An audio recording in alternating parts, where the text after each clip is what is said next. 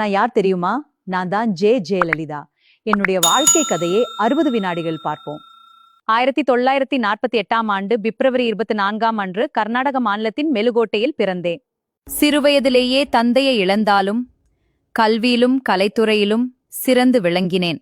1965ஆம் ஆண்டு வெண்ணிற ஆடை திரைப்படத்தின் மூலம் தமிழ் சினிமாவில் கதாநாயகியாக அறிமுகமானேன். பின்னர் பல வெற்றி படங்களில் நடித்தேன். குறிப்பாக எம்ஜிஆருடன் இணைந்து நடித்த திரைப்படங்கள் என்னை மக்களிடையே மிகவும் பிரபலமாக்கின. 1982ஆம் ஆண்டு அண்ணா திராவிட முன்னேற்ற கழகத்தில் அரசியல் அடியெடுத்து வைத்தேன். இது என் அரசியல் பயணத்தின் தொடக்கம். 1991ஆம் ஆண்டு ஜூன் 24ஆம் அன்று தமிழ்நாட்டின் முதலமைச்சராக பதவியேற்றேன்.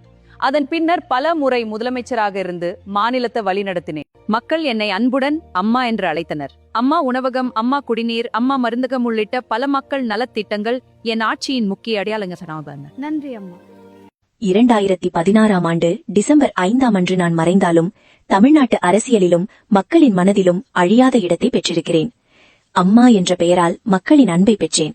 பல மக்கள் நல திட்டங்களை அறிமுகப்படுத்தி ஏராளனோரின் வாழ்வில் மாற்றத்தை ஏற்படுத்தினேன்.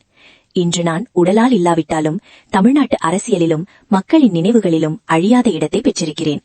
இதுவே என் வாழ்க்கை பயணம்.